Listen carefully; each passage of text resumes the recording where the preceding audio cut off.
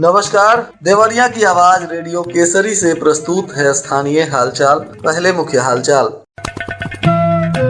जनपद स्तरीय खेल प्रतियोगिता की तैयारी शुरू, तारीखों का हुआ ऐलान। 7 पशुओं के साथ एक तस्कर को पुलिस ने पकड़ा।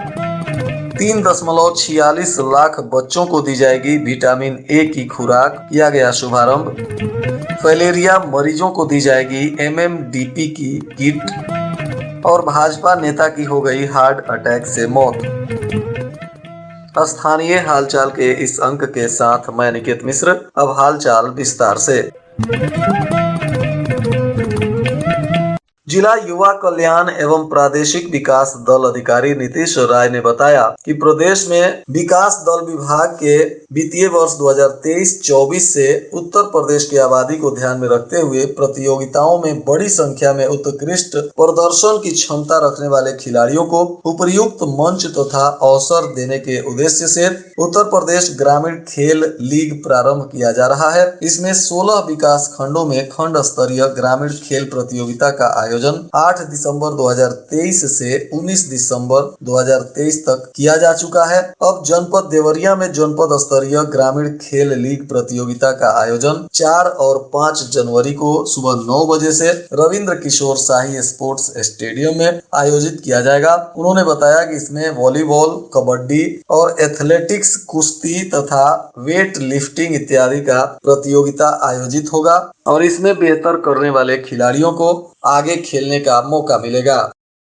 पुलिस ने पशु तस्करों के विरुद्ध कार्रवाई शुरू कर दिया है। इसी अभियान में आज भी 7 पशुओं के साथ एक पशु तस्कर को पुलिस ने गिरफ्तार किया। इस मामले में बताया गया कि विवेक यादव मैं हमराह के साथ क्षेत्र में भ्रमण कर रहे थे। इसी दौरान उनको जानकारी मिली कि पशु तस्करों की एक टीम जा रही है, जिसके बाद उन्होंने छापेमारी की और गोवंशीय पशुओं को बरामद किया। यह कार्रवाई माधवापुर गांव में किया गया, जहां 7 गोवंशीय पशुओं को क्रूरता पूर्वक एक पिकअप में लेकर जा रहे एक पशु तस्कर को गिरफ्तार किया गया है। गिरफ्तार आरोपी का नाम शशिकांत प्रसाद बताया जा रहा है, जो राघवापुर जनपद कोतवाली का रहने वाला सिया शरण प्रसाद का पुत्र है। पुलिस ने इसे गिरफ्तार कर पशु क्रूरता एक्ट के तहत न्यायिक हिरासत में भेज दिया और 7 पशुओं को तथा इसके पिकअप को पुलिस ने जब्त कर लिया है।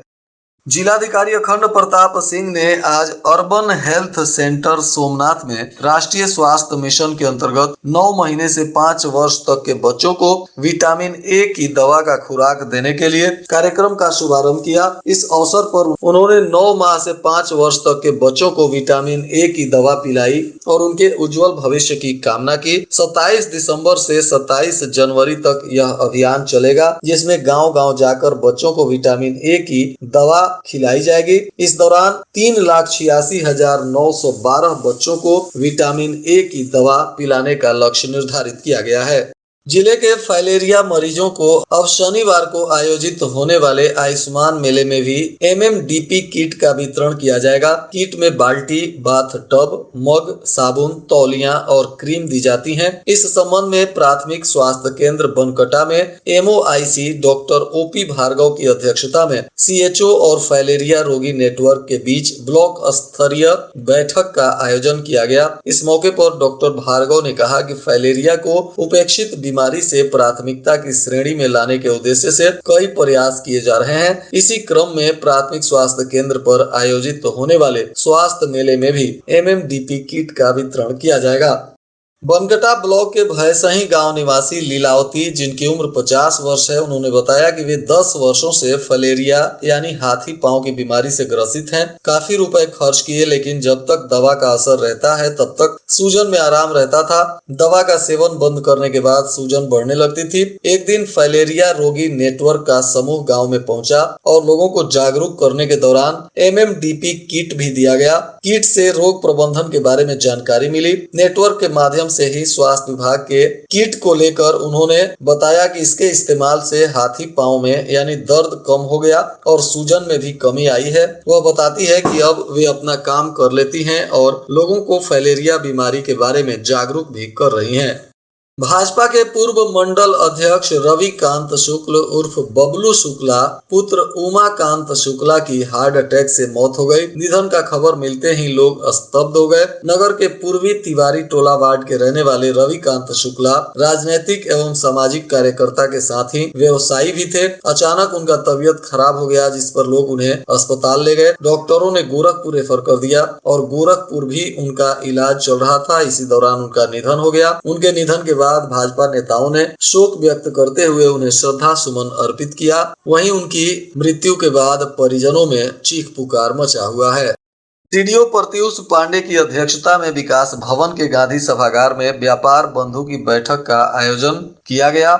सीडीओ ने बैठक में मौजूद सभी अधिकारियों को व्यापारियों की समस्याओं का त्वरित निराकरण करने का निर्देश दिया और कहा कि जिला प्रशासन व्यापारियों के हितों की रक्षा के लिए प्रतिबद्ध है। व्यापारियों ने खुले में मीट मछली विक्रय का मुद्दा प्रमुखता से उठाया। व्यापारियों ने कहा कि कुछ मीट मछली विक्रेता कहीं भी अपनी दुकान लगा लेते हैं, जिसके वजह से आसपास के लोगों को समस्याएं होती हैं। मीट मछली विक्रेताओं के लिए एक अलग स्थान निर्धारित करने की मांग की गई। व्यवसायियों ने शहर के प्रमुख मार्गों पर बिजली के तार लटकने और सड़कों के किनारे अतिक्रमण का भी मुद्दा उठाया, जिस पर सीडीओ ने संबंधित अधिकारियों को उचित दिशा निर्देश दिया है।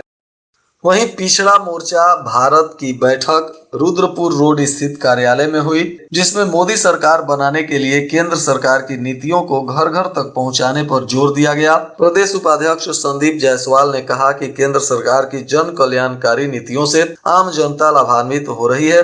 18 जनवरी को मुख्यमंत्री का कार्यक्रम भी होने वाला है, जिसको लेकर संदीप जायसवाल ने कहा कि मोदी सरकार की नीतियों तथा कार्यक्रमों से एक मजबूत राष्ट्र का निर्माण हो रहा है। एसडीएम सदर विपिन द्विवेदी ने यात्रियों और बेसहारों को ठंड से बचाने के लिए नगर पालिका परिषद देवरिया के द्वारा रोडवेज और मछली हट्टा के निकट बनाए गए रैन बसेरा का निरीक्षण किया। उन्होंने railway station road, Malviya road, Subhash Chowk, Kotwali road सहित विभिन्न मार्गों का भ्रमण भी किया तथा जरूरतमंदों को अपने हाथों से कंबल भी ओढ़ाया। मैथिली और भोजपुरी भक्ति गीतों को सुर देने वाले सुप्रसिद्ध संगीतमय राम कथावाचक राजन जी महाराज ने मंगलवार को बारीपुर में राम सीता विवाह का प्रसंग सुनाकर श्रद्धालुओं को भाव विभोर कर दिया। सीता स्वयंवर, राम विवाह और अहिल्या उद्धार की मार्मिक कथा के दौरान श्रोता टस से मस नहीं हुए।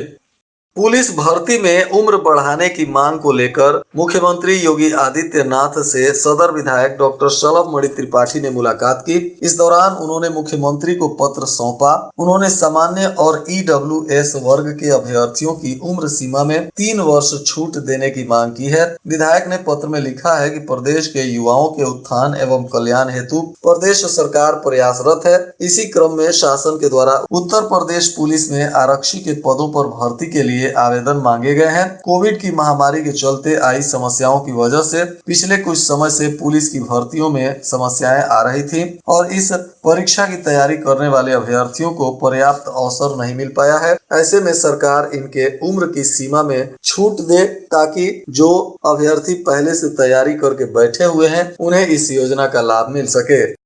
बीआरडी पीजी कॉलेज का लिपिक अपनी पत्नी को प्रोफेसर का वेतन दिलाता रहा। करीब 75 लाख रुपए के गबन के इस मामले में कॉलेज के प्राचार्य ने सदर कोतवाली में लिपिक और उसकी पत्नी के विरुद्ध 1.25 माह पूर्व तहरीर दिया था। इसके बाद भी कोतवाली पुलिस ने मामले में अभी तक मुकदमा दर्ज नहीं किया है, जिसे लेकर पुलिस की किरकिरी हो रही है। गबन के मामले में पुलिस पर भी अब सवाल उठ रहे हैं।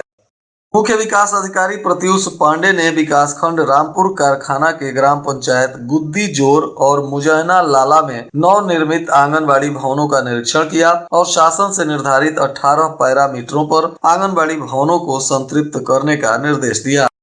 और आज के मौसम का तापमान देवरिया में न्यूनतम 12 डिग्री सेल्सियस और अधिकतम 27 डिग्री सेल्सियस रहने की संभावना है। अंत में मुख्य हालचाल एक बार फिर। जनपद स्तरीय खेल प्रतियोगिता की तैयारी शुरू, तारीखों का हुआ ऐलान। 7 पशुओं के साथ एक तस्कर को पुलिस ने पकड़ा।